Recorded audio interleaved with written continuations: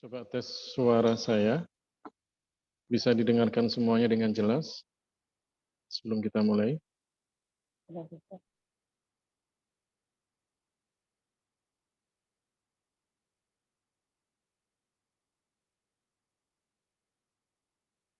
Jelas ya. Kalau sudah jelas, mungkin bisa kita mulai.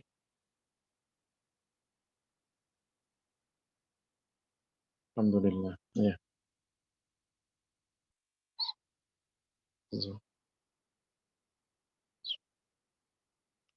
Bismillahirrahmanirrahim. Assalamualaikum warahmatullahi wabarakatuh.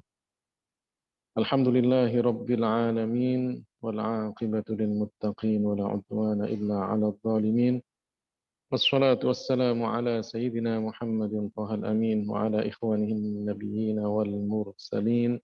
ومن تبعهم بإحسان إلى يوم الدين اللهم لا سهل إلا ما جعلته سهلا وأنت يا حي يا قيوم تجعل الحزن إذا شئت سهلا اللهم علمنا ما ينفعنا وانفعنا بما علمتنا وزدنا علما ونعوذ بك من حال أهل النار أما بعد kaum muslimin dan muslimat, para peserta kajian online telaah kitab Risalah Aqidah Ahli Sunnah wal Jamaah karya Hadratus Syekh Hasyim Asy'ari. Mari kita niatkan ikhlas karena Allah Subhanahu wa taala di dalam mengikuti kajian ini. Mudah-mudahan kita mendapatkan keberkahan, pahala dan ilmu yang bermanfaat.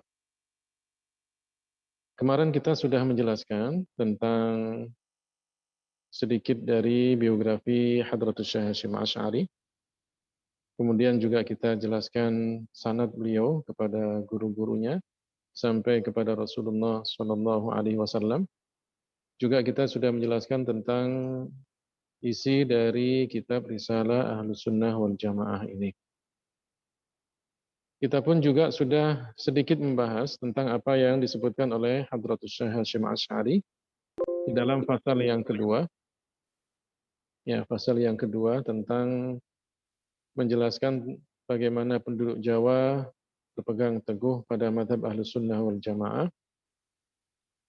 Kita sempat membahas juga setelah adanya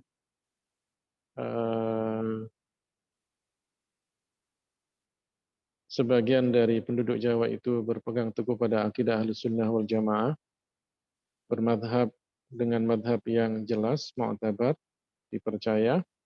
Kemudian juga mereka sebagian mereka cinta kepada Ahlul Bait, para wali, orang-orang yang soleh, tabarruk dengan orang-orang yang soleh, ya, yang hidup ataupun yang sudah meninggal, ziarah kubur, talqin, ya, sedekah bagi orang-orang yang sudah meninggal dunia, adanya syafaat, dan kemudian adanya manfaat doa serta tawassul.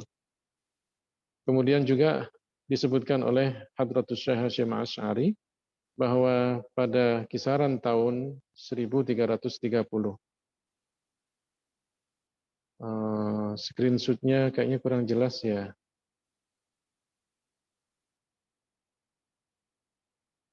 Tapi saya lanjutkan sambil mungkin dioperasionalkan lagi di otak-atik ya. Beliau Hadratus Syekh Hasyim Asy'ari menyebutkan pada kisaran 1330, ya, di samping ada orang-orang yang masih berpegang teguh pada akidah Ahlus Sunnah wal Jamaah, ada juga golongan yang mengikuti pendapat Muhammad Abduh dan Muhammad Rashid Ridho. Ya, juga ada mereka yang mengikuti bid'ah dari Muhammad bin Abdul Wahhab An-Najdi. Beliau Hadratus Syekh Hasyim Asy'ari mengatakan, "Wa minhum firqatun yattabi'una ra'ya Muhammad Abduh wa Rashid Ridho wa ya'khudhuna min bid'ati Muhammad ibni Abdul Wahhab An-Najdi wa Ahmad bin Taimiyah wa tilmidaihi Ibn Al-Qayyim wa Ibn Abdul Hadi." Jadi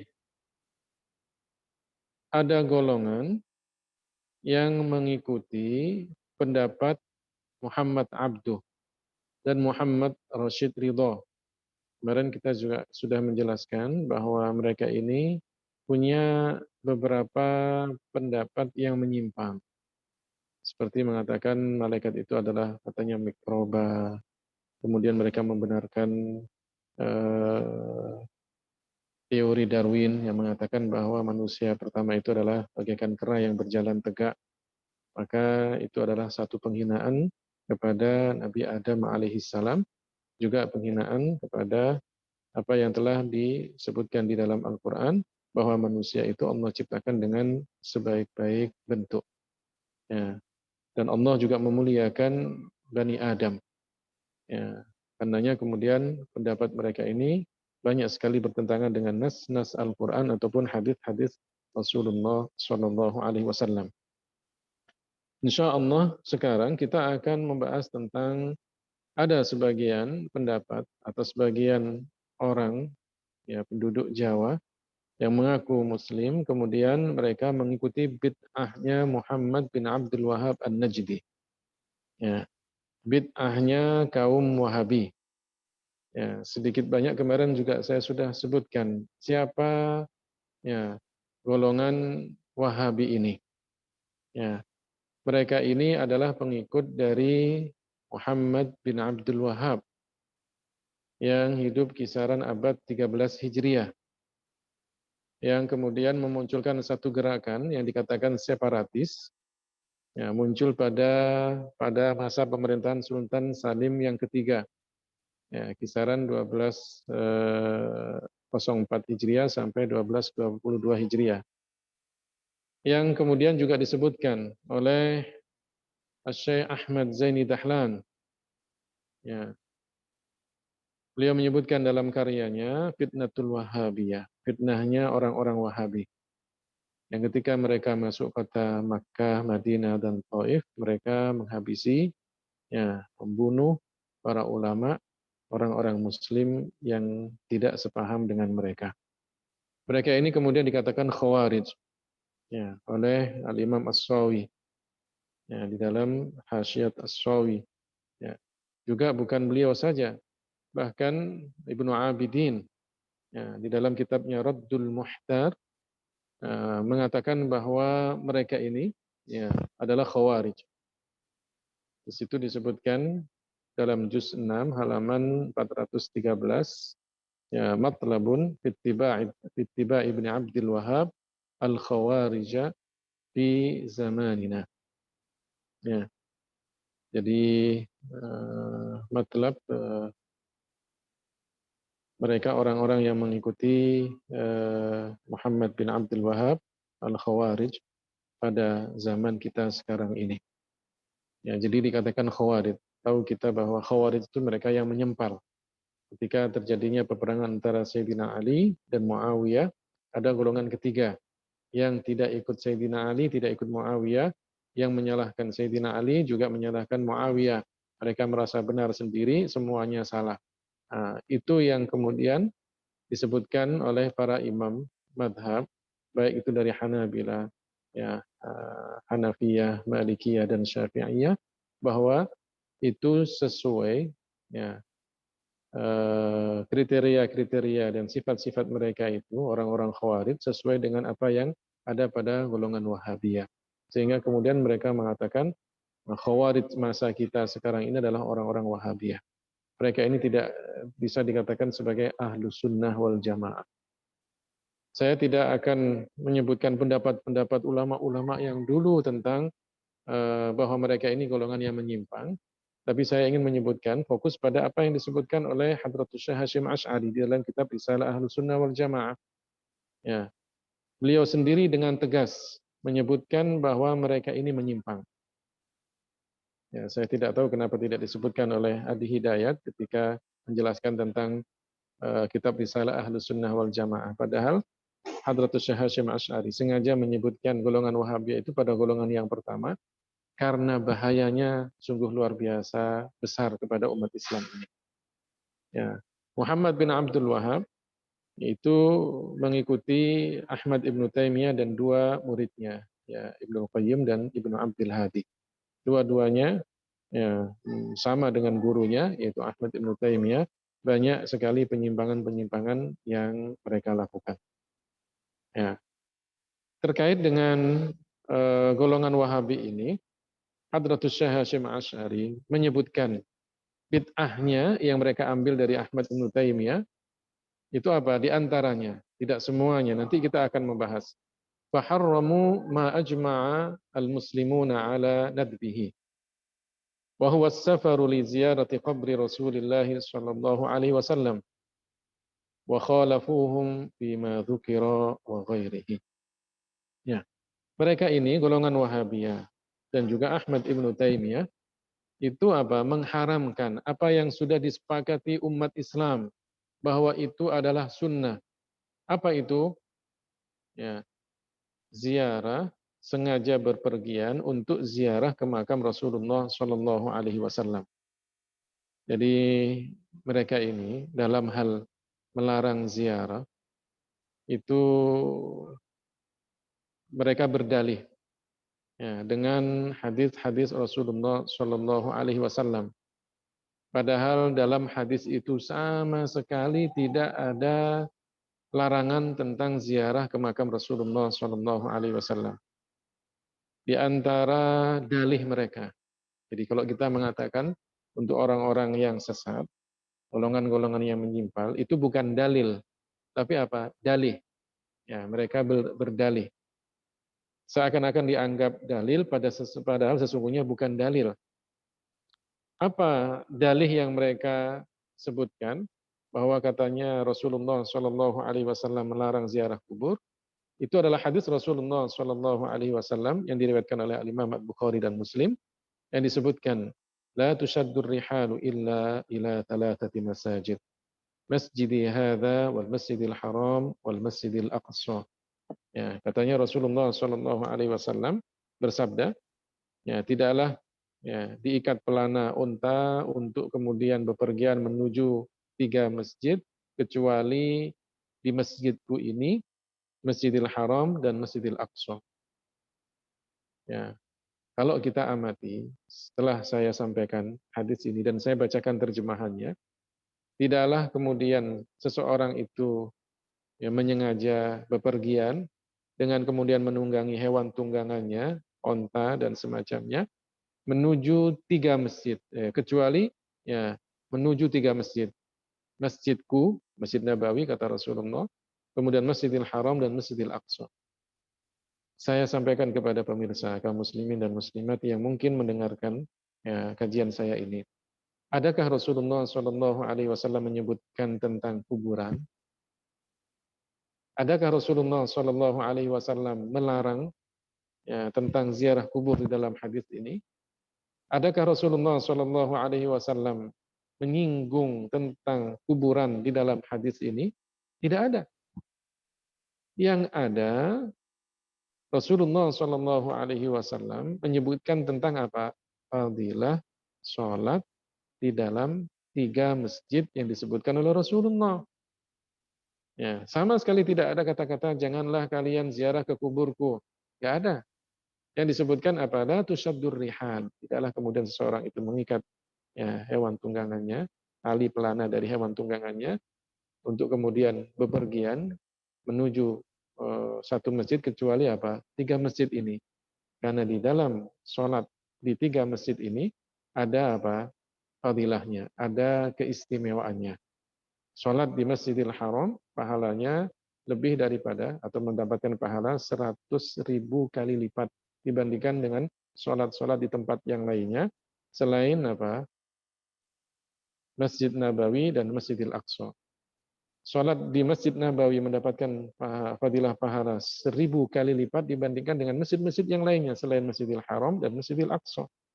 Sholat di Masjidil Aqsa mendapatkan pahala ya, kelipatan pahala 500 kali lipat dibandingkan dengan masjid selain Masjidil Aqsa kecuali apa? Masjidil Haram dan Masjid Nabawi. Jadi Rasulullah Shallallahu Alaihi Wasallam di dalam hadis ini menyinggung tentang apa? Tentang apa? Fadilah sholat di 3 masjid, bukan tentang ziarah kubur. Tidak ada sama sekali Rasulullah menyinggung tentang ziarah kubur.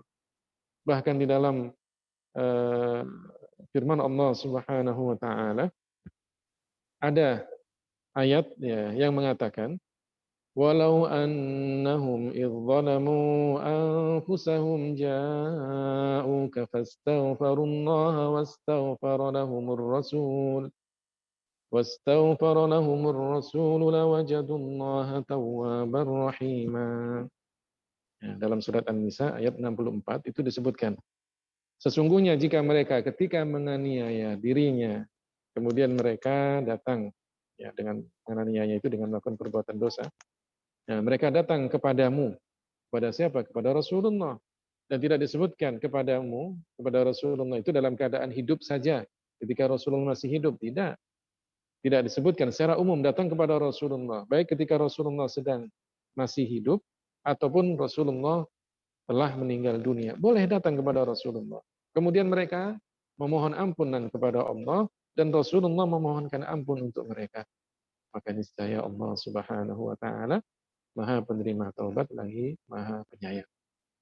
Ayat ini kata para ulama di antara dalil disunnahkannya ziarah ke makam Rasulullah Shallallahu alaihi wasallam. Dalam hadis yang lainnya, di dalam riwayat Ad-Daruqutni, ya Ad-Daruqutni, Rasulullah Shallallahu Alaihi Wasallam bersabda, "Man zara qabri wajabat lahu syafaati." Barang siapa yang ziarah ke makamku, maka niscaya dia akan mendapatkan syafaatku. Artinya ini satu jaminan dari Rasulullah Shallallahu Alaihi Wasallam bahwa orang yang ziarah ke makam Rasulullah akan mendapatkan syafaat dari Rasulullah Shallallahu Alaihi Wasallam.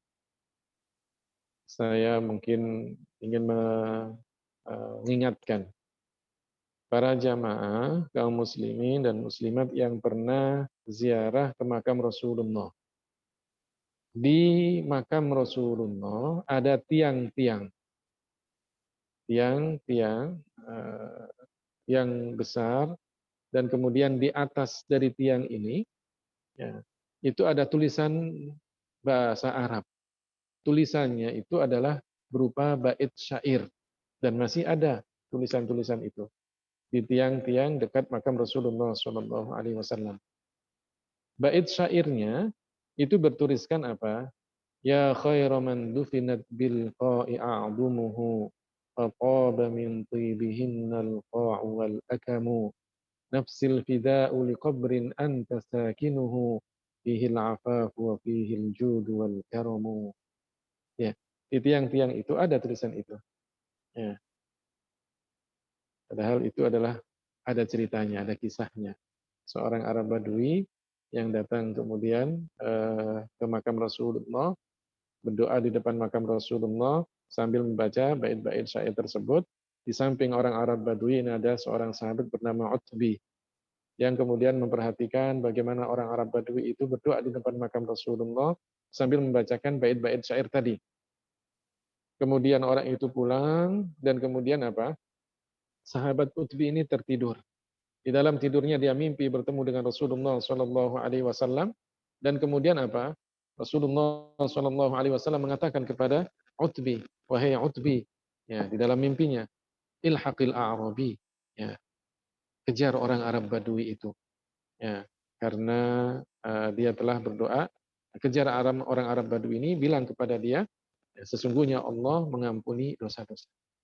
Sungguh luar biasa apa yang terjadi pada orang Arab Badui ini sampai kemudian diberikan kabar gembira melalui mimpi yang dilihat oleh sahabat Utbi bahwa Allah Subhanahu wa taala mengampuni dosa-dosanya berkah dari apa? Ziarah ke makam Rasulullah Shallallahu alaihi wasallam. Jadi kalau kemudian kita ingin membahas tentang ziarah kubur banyak sekali. Ya, banyak sekali dalil-dalil tentang ziarah kubur kepada makam Rasulullah Shallallahu Alaihi Wasallam. Putri Rasulullah Shallallahu Alaihi Wasallam, Sayyidatuna Fatimah, ya setelah dimakamkan Rasulullah Shallallahu Alaihi Wasallam, datang ke makam Rasulullah sambil menangis, mengambil sebagian dari tanah makam Rasulullah Shallallahu Alaihi Wasallam. Ya.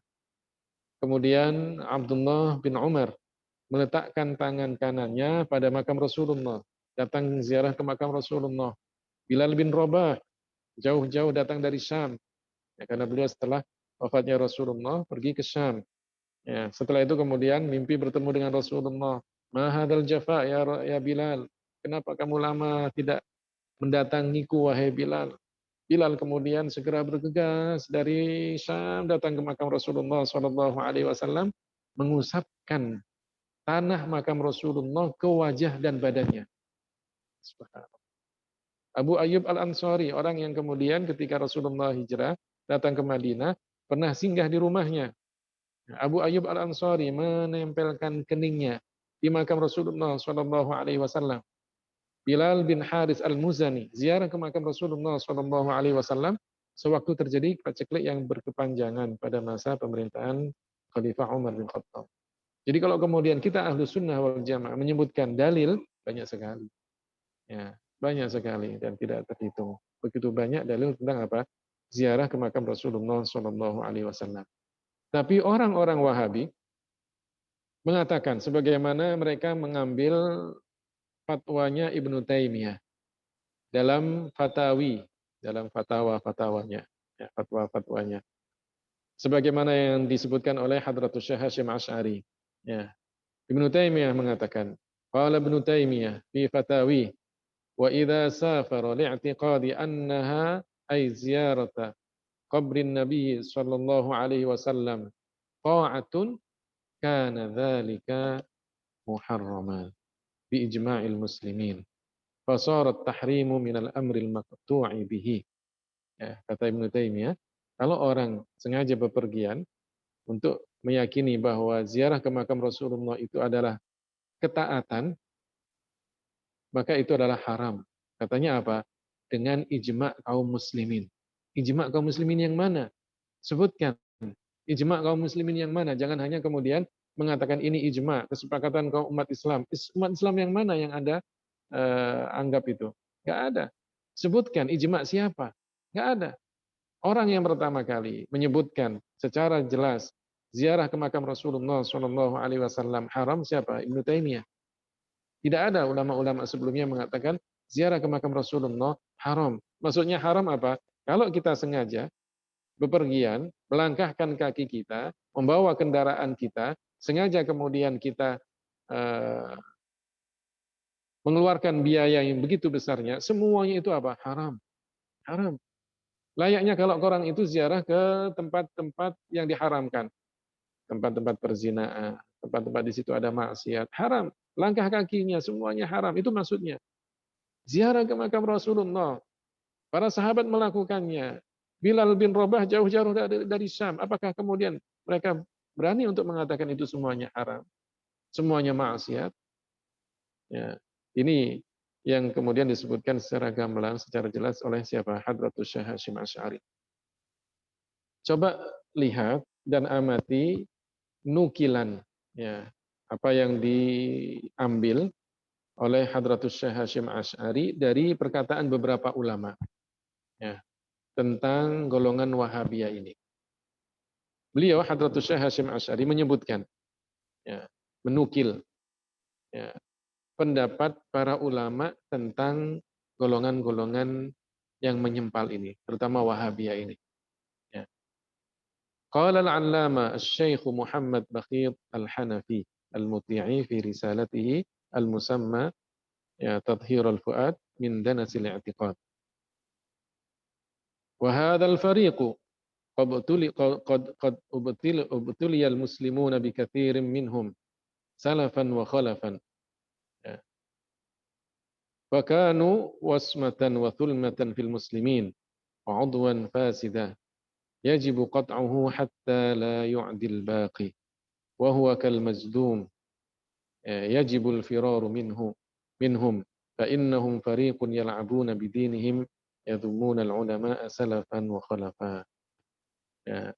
Al-'allama Syekh Muhammad Bakhit Al-Hanafi Al-Muti'i ya, itu menyebutkan dalam salah satu kitabnya namanya Tadhhirul Fuad min Danasil I'tiqad. Ya, disebutkan kelompok ini sungguh telah menjadi cobaan berat bagi umat Islam. Baik salaf maupun khalaf. Ini kelompok-kelompok yang musyabbihah. Ya, mulai dari dulu itu sudah ada. Sekarang dilanjutkan oleh siapa? Golongan Wahabi. Ya. Itu menjadi apa? Cobaan yang berat bagi umat Islam. Bala, bala. Kalau orang kemudian diuji dengan dunia, diuji dengan penyakit, diuji dengan harta, ya. Kemudian diuji dengan kemiskinan, diuji dengan anaknya, itu apa? Ujian duniawi. Tapi kalau orang diuji dengan agama, itu ujian yang berat. Ya. Diuji dengan keyakinan, itu ujian yang berat. Makanya kemudian ya, Syekh Muhammad Bakhit Al-Muti'i itu mengatakan ini adalah apa? Ujian berat bagi umat Islam dulu dan sekarang. Mereka adalah wasmah, aib, duri di dalam kaum muslimin. Ya, bisa menjadi musuh yang bisa memecah belah umat. Dan organ yang rusak, coba dikatakan, udwan fasida, organ yang rusak. Ya. Apa yang beliau katakan? Yajibu qat'uhu, wajib untuk dipotong, jauhkan dia.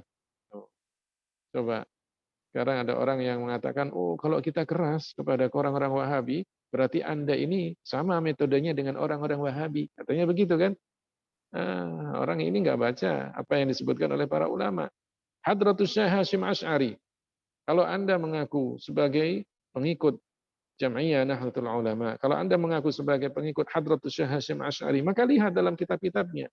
Beliau dalam masalah firaq, terutama golongan Wahabi, jelas, tegas, keras, tanpa kompromi. Menukil, yang menyebutkan pendapat para ulama. Pendapat para ulama. Ketika kita menyebutkan pendapat para ulama, itu artinya bahwa beliau ingin mengatakan bahwa apa yang saya sampaikan itu bukan pendapat saya sendiri, bukan hanya pendapat saya secara pribadi, tapi itu didukung oleh pendapat-pendapat para ulama. Apa katanya? Disebutkan bagaikan organ yang rusak, yang wajib dipotong, sehingga tidak menular kepada organ-organ yang lainnya. Tuh. Sampai dikatakan perumpamaannya, bahwa kal mazdumi, yajibul firaru minhum, itu bagaikan laksana penyakit, ya, penyandang penyakit lepra, penyakit kusta yang harus dihindari katanya. Ya. Mereka ini adalah kelompok-kelompok yang mempermainkan agama, ya, mencela para ulama yang sekarang ataupun yang telah lalu. Ya. Itu, ya, coba lihat pendapatnya Syekh Muhammad Bakhit Al-Muti'i itu dinukil oleh siapa? Hadratus Syekh Hasyim Asy'ari. Apa yang dulu pernah saya sampaikan, bahwa beliau ingin menjadikan apa? Dakwah yang fungsinya apa? Himayatul ummah. Di umat ini apa? Dilindungi, ya, dibentengi dari golongan-golongan yang sesat, dijelaskan siapa mereka. Jangan kemudian diam saja.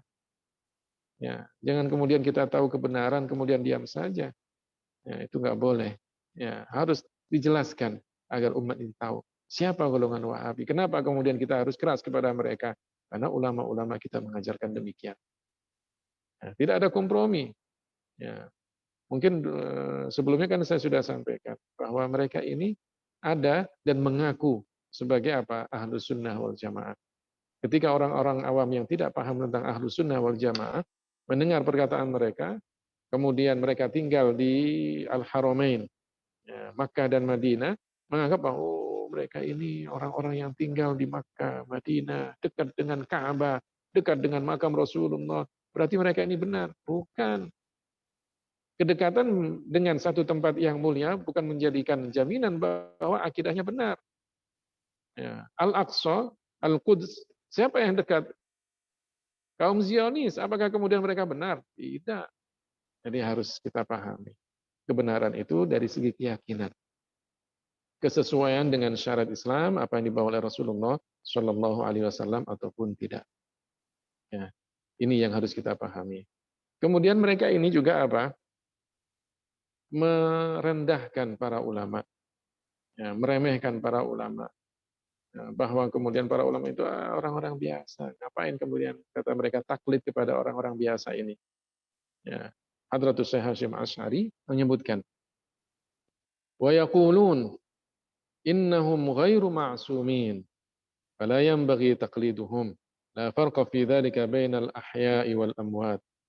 yat'anuna 'alaihim wa yulquna asy-syubuhat ya wa yadhurrunaha fi 'uyuni basairid du'afa lita'ma absaruhum 'an 'uyubi haula.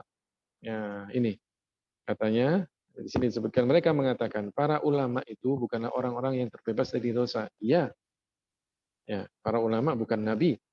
Ya, para ulama tidak maksum, mungkin benar, mungkin salah, tapi jangan kemudian ya sampai kemudian mengatakan bahwa mereka ini enggak ada apa-apanya. Tidak. Mereka itu diberikan oleh Allah Subhanahu wa taala kemuliaan. Cukup bagi kita untuk kemudian mengatakan mereka ini mulia. Kenapa? Karena Allah berikan ilmu yang kemudian ilmunya sampai kepada kita. Ilmu yang bermanfaat.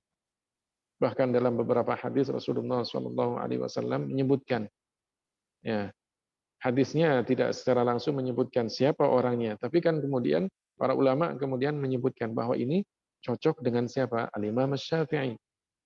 Rasulullah mengatakan alimu Quraisyin yamla'u tibaqal ardi ilma. Ada seorang alim dari bangsa Quraisy yang ilmunya kemudian menyebar ke seluruh penjuru dunia.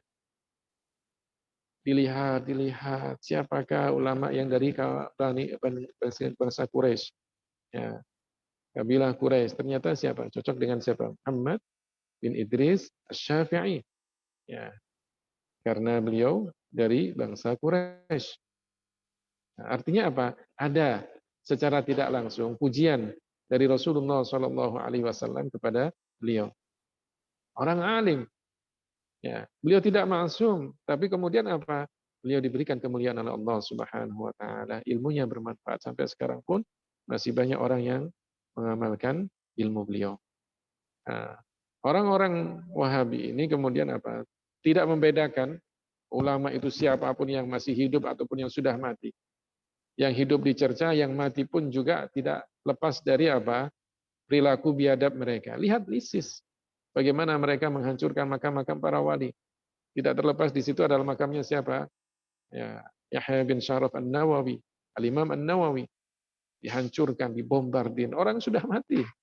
Ya Allah. Yang hidup ya disalahkan semuanya, bahkan kemudian dibunuh. Yang sudah mati pun juga apa? Ya, dihancurkan makamnya. Apa yang ingin mereka lakukan kepada umat Islam? Yata'anuna alaihim. Ya, mereka ini apa? Mendiskreditkan para ulama, mencaci maki para ulama, mencela para ulama. Wa yalquna syubhat. Ya, mempersoalkan, menisbatkan persoalan-persoalan syubhat.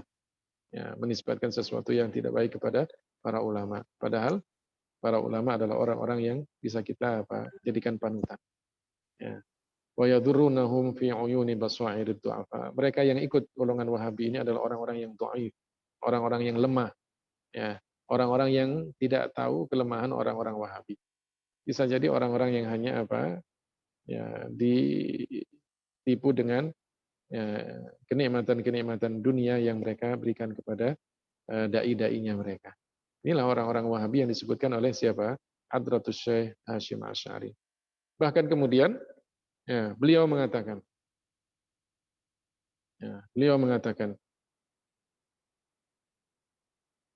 wa yaqsiduna bidzalika ilqa'al adawati wal baghdha bihululihim al-jawi wa yas'auna fil ardi fasada. Yaquluna 'ala Allahi ka'al-kadhiba wa hum ya'lamun yaz'umuna annahum qa'imuna bil amri bil ma'ruf wan nahyi 'anil munkar hadduna an-nasa 'ala ittiba'i syar'i wajtinabil bid'ah wallahu yashhadu innahum lakadzibun. Ya, mereka ini apa? Memunculkan permusuhan dan saling ada kebencian dengan penguasaan atas jaringan apa? Teknologi. Mereka membuat kerusakan di muka bumi. Siapa sekarang yang menguasai media sosial? Siapa yang sekarang banyak muncul di internet, website dan yang lain? Mereka. Mereka punya banyak apa? Dana. Tapi kita Ahlus Sunnah sedikit dana kita. Mereka menyebarkan kebohongan mengenai Allah, padahal mereka menyadari kebohongan tersebut. Mereka menganggap dirinya amar ma'ruf dan nahi mungkar. Dengan kedok macam-macam bahasa, mengajarkan ilmu agama, tahfidz Al-Quran, ya, kemudian apa? Lomba ya, menghafal Al-Quran, ya, macam-macam. Ya. Mereka kemudian mengajak masyarakat untuk mengikuti ajaran-ajaran mereka. Ya, dan kemudian katanya menjauhi kebid'ahan. Padahal Allah Maha mengetahui bahwa mereka ini sesungguhnya bohong. Jadi ini yang disebutkan oleh Hadratus Syekh Hashim Asy'ari tentang golongan Wahabiyah. Ya. Terakhir, beliau mengatakan, kultu. Ya.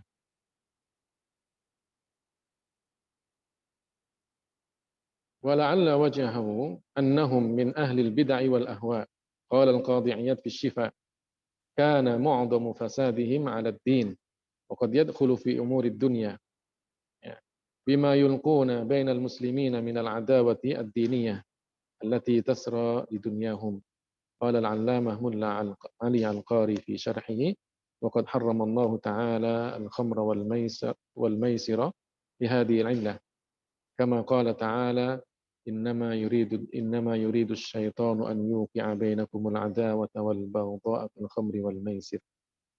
Aku, ya, Hadratus Syekh Hasyim Asy'ari berkata, sebenarnya penampilan mereka ini sesungguhnya termasuk kelompok ahli bid'ah. Ya, bukan kita yang ahli bid'ah, mereka yang ahli bid'ah dan pengikut hawa nafsu. Nah, itu kata siapa? Hadratus Syekh Hasyim Asy'ari. Mereka ini yang ahli bid'ah. Bid'ah mengatakan ziarah ke makam Rasulullah Shallallahu Alaihi Wasallam adalah haram. Ya. Kemudian bid'ah mereka juga yang mengatakan tidak boleh adanya talqin mayit. Tidak akan sampai katanya pahala bagi orang yang membacakan Al-Quran, surat-surat ya, surat Yasin ataupun yang lainnya, dan dihadiahkan pahalanya oleh orang yang membaca kepada si mayit. Katanya nggak nyampe. Bid'ah mereka itu. Bid'ah tidak boleh tawasul, bid'ah tidak boleh istighosa, ya. Dan bid'ah-bid'ah yang lainnya yang ada pada mereka. Kata Hadratus Syekh Hasyim Asy'ari, mereka lah yang ahli bid'ah ini, bukan kita. Al-Imam Al-Qadhi Iyad di dalam kitabnya Syifa mengatakan, kerusakan terbesar dalam agama hingga urusan dunia adalah karena ulah kelompok ini yang mengobarkan, ya, melakukan provokasi, permusuhan agama di antara umat Islam yang menyebabkan mereka terperangkap dalam urusan-urusan dunia. Ya. Jadi kita ini kan seandainya tidak ada golongan Wahabi, sebetulnya kita sudah jauh berbicara tentang hal-hal yang lainnya. Tidak kemudian terkungkung dalam masalah apa? Tawassul, istighosa, bid'ah, ziarah kubur dan yang lainnya. Tapi karena kita ingin menjaga umat, himayatul ummah katakan, ingin menjaga umat ini. Jangan sampai kemudian terkena apa? Fitnahnya mereka. Jangan sampai kemudian terkena bala dalam masalah agama. Makanya kemudian kita lebih utamakan dalam masalah ini. Jadi jangan kemudian kita ini tertipu dengan banyak orang mengatakan, oh orang lain sudah bicara tentang planet, tentang apa itu, ya media sosial yang begitu canggihnya, tentang apa uang digital dan yang macam-macam. Anda ini masih bicara tentang bid'ah, bicara tentang tawasul. Kita katakan biarin. Saya tidak paham tentang media sosial dan yang lainnya, bukan urusan Anda. Tapi saya ingin apa? Menjaga umat ini. Kalau Anda kemudian hanya bicara-bicara tentang itu, Anda bisa. Dan mungkin juga ada manfaatnya. Tapi lebih besar manfaatnya jika saya dan Anda bisa menjaga umat ini dari orang-orang yang menyimpang dalam ajaran agama Islam ini. Kemudian Al-Allamah Mulla Ali Al-Qari dalam syarah dari kitab Syifa, ya, beliau menyebutkan, sungguh Allah mengharamkan khamr dan perjudian karena alasan ini. Sebagaimana firman Allah Subhanahu wa taala, sesungguhnya setan itu bermaksud hendak menimbulkan permusuhan dan kebencian di antara kamu lantaran meminum khamr dan berjudi itu. Artinya, menjauhi mereka ini menjadikan kita jauh dari kerusakan. Sebagaimana menjauhi khamr dan berjudi, menjauhkan kita dari apa? Kerusakan dan permusuhan. Ya. Menjauhi mereka ini, jangan dekat-dekat dengan kelompok-kelompok yang seperti ini, apalagi kemudian mengikuti mereka, itu menyebabkan kita aman. Selamat dalam masalah akidah, ya, selamat dari bala bencana dalam masalah agama. Ini yang disebutkan oleh Hadratus Syekh Hasyim Asy'ari tentang apa? Wahabi. Jadi beliau sengaja menyebutkan Wahabi itu di poin yang pertama. Makanya jangan dilewatin. Ya kan kemudian kan kemarin itu yang viral itu kan dari Adi Hidayat, Ustadz Adi Hidayat itu kan bagian yang pertama tidak dijelaskan, langsung kemudian masuk kepada Rafidhah. Ya, orang-orang Syiah, Syiah Rafidhah. Bagian yang pertama ini yang paling bahaya. Kenapa? Karena mereka mengaku sebagai ahlu sunnah wal jamaah. Dan kemudian Hadratus Syekh Hashim Asy'ari menyebutkan di bagian pertama karena apa? Karena pentingnya kita tahu untuk hati-hati terhadap golongan Al-Wahabiyah ini. Ya, inilah kajian kita tentang Al-Firaq yang disebutkan oleh Hadratus Syekh Hashim Asy'ari di dalam kitabnya Risalah Ahli Sunnah wal Jamaah. Kelompok yang pertama yang ditahdir, yang disebutkan kesesatannya adalah golongan Wahabiyah. Mudah-mudahan kita semuanya bisa memahami dengan benar, dengan baik. Sengaja saya memperluas pembahasan ini agar kemudian kita paham siapa kelompok Wahabi itu, kenapa kita harus hati-hati kepada mereka. Orang yang mengatakan hati-hati bukan saya, bukan guru saya saja, tapi siapa? Hadratus Syekh Hashim Asy'ari, ya, dan ulama-ulama yang lainnya. Karenanya patutlah kita bersyukur ketika kita paham tentang masalah akidah ini dengan benar, sehingga kita bisa menjaga diri kita, keluarga kita dari bahaya kelompok-kelompok yang menyimpang. Demikian, saya mohon tidak ada tanya jawab ya pada kajian kita kali ini. Insya Allah kita lanjutkan pada Kamis yang akan datang. Mudah-mudahan kita ada waktu, karena kemarin saya tidak sempat ada acara di luar, ya karenanya kemudian kita ganti di hari Jumat. Insya Allah minggu depan kita tetap pada hari yang sama, di hari Kamis, ya, malam Jumat, di jam yang sama, insya Allah. Kita tutup kajian ini dengan bacaan tahlil, sholawat, dan istighfar. La ilaha illallah, Allahumma sholli ala Sayyidina Muhammad wa ala alihi wa sahbihi wa sallim. Rabbi ufirli wal walidayya wal mu'minina wal mu'minat. Terima kasih atas segala perhatiannya. Wallahul muwaffiq ila aqwamit thoriq. Wassalamualaikum warahmatullahi wabarakatuh.